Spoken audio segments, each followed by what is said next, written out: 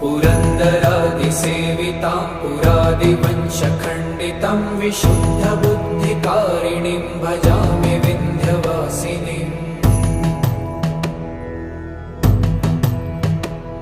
निशुम्भशुम्भगर्जनी प्रचण्डमुण्डखण्डिनी वने रणे प्रकाशिनी भजामि विन्ध्यवासिनी। त्रिशूलमुण्डधारिणी धराविघातहारिणी गृहे गृहे निवासिनी भजामि विन्ध्यवासिनी।